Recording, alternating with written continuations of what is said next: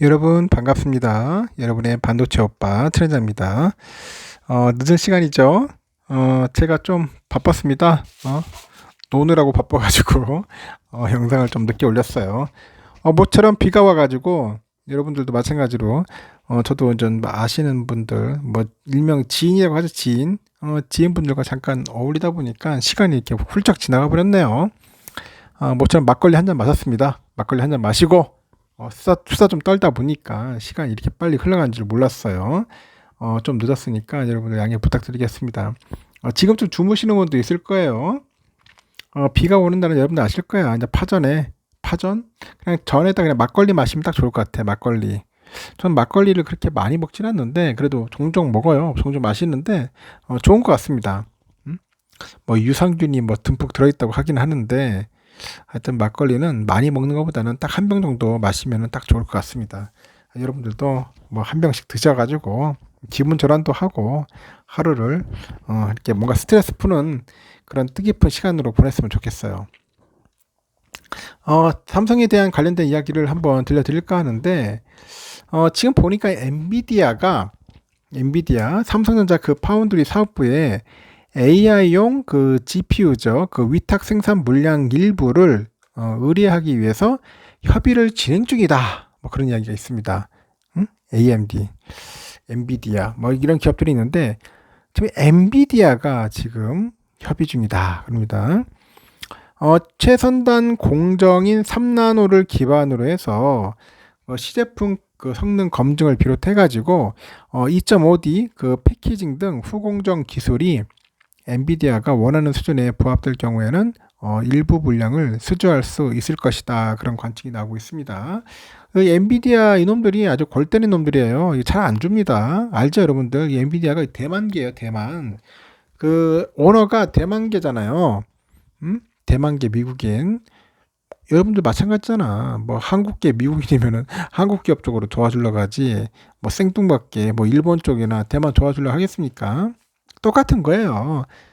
대만계 그 미국인이기 때문에 대만하고 관계가 있어요. TSMC하고 짝짝꿍 하는데 내가 보니까 지들도 답답하니까 이제는 삼성 쪽으로 좀 약간 기울어지는 게 아닌가 하는 생각이 들어요.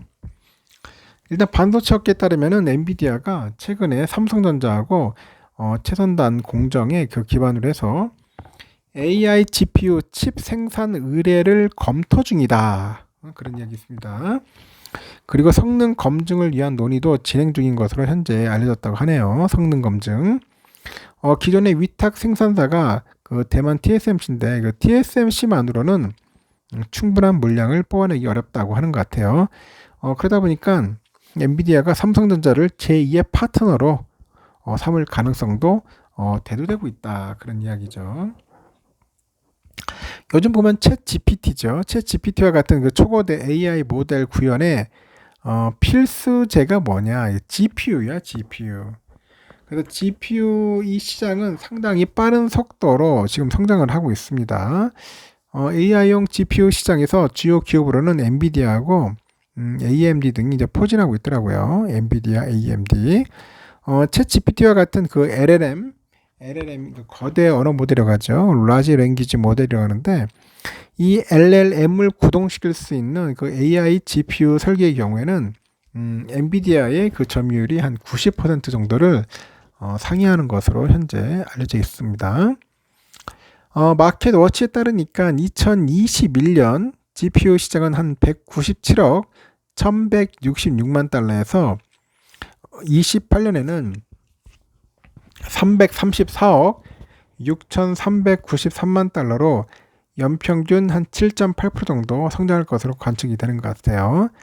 그래서 AI에 특화된 데이터 센터 설립을 서두르는 그 IT 기업들은 그 엔비디아로부터 GPU 물량을 구매하기 위해서 현재 줄을 섰다. 그렇게 보시면 됩니다.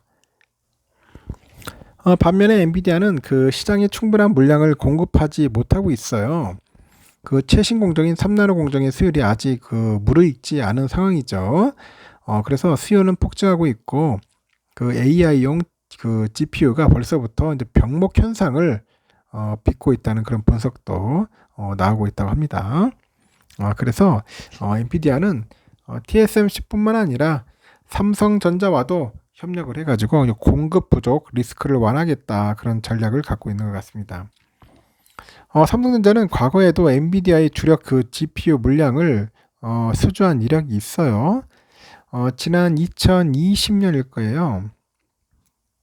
그 팔라노 공정을 바탕으로 해가지고 GPU 그 지포스 RTX 30 시리즈를 생산한 바 있는데 그 이전에는 14나노 핀팻 공정으로 모바일용 GPU 위탁 생산을 따내기도 했습니다.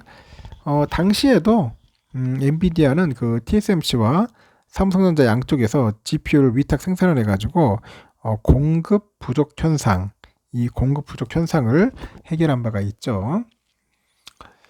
관건은 삼성전자가 이제 첨단 패키징 분야에서 기술적인 그런 완성도를 더 끌어올려야 한다는 것입니다.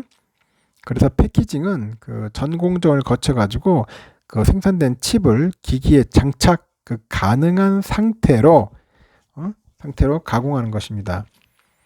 최근에 그 보니까 전 공정에서 칩 미세화의 그 어려움이 커지다 보니까 이 반도체 기업들은 후공정에 속하는 그 패키징 기술을 통해서 칩 성능을 현재 높이고 있더라 그렇게 보시면 됩니다. 이 가운데 보니까 TSMC가 이제 독보적인 기술력을 자랑하는 그 2.5D 이 패키징이란 게 뭐냐? 그 기존의 그 CPU랑 뭐 GPU 등 로직 반도체하고 메모리 반도체가 각각의 패키지로 나뉘어 있던 것과 달리 하나의 패키지 안에 뭐 집어 넣어 가지고 연산 성능을 대폭 끌어올립니다. 연산 성능을 대폭 끌어올린 기술을 말하는데 이 패키지 간의 데이터 이동이 불편해지다 보니까 하나의 칩으로 더 강력한 그런 성능을 이제 발휘하는 거죠. 그래서 패키징 기술 고도화를 위해서 삼성전자도 더 강력한 그런 파트너 생태계를 이제 구축한다는 그런 방침입니다. 지난달 27일 거예요. 그 열린 그 삼성 파운드리 포럼 2023에서 삼성전자는 첨단 패키징 그 협의체죠. MDI 멀티 다이 인테그레이션 그 얼라이언스를 출범을 선언했어요. 그래서 2.5D, 뭐 3D 그런 패키지 기술 생태계 구축에 적극적으로 뭐 투자한다는 방침을 밝히기도 했다. 그렇게 보시면 될 것 같습니다. 삼성도 뭐 가만히 있지는 않겠죠. 충분히 따라잡을 수 있습니다. 이 사진에 보이는 게 뭐냐면 여러분 이게 화성이죠. 화성. 이 화성 사업장이에요. 좀 웅장하지 않나요? 보면은 삼성전자 화성 사업장, 이 평택 사업장만 보다가 또 화성 사업장을 보니까 야 느낌이 다르네. 보니까 이렇듯 참 멋집니다. 멋지고 전에 있던 사진은 뭐냐? 이건 엔비디아입니다. 엔비디아. 이 엔비디아의 그런 사업장인데 이게 캘리포니아주의 그 산타클라라에 위치했습니다. 엔비디아 본사가 이런 모습을 보이고 있더라. 그런 겁니다.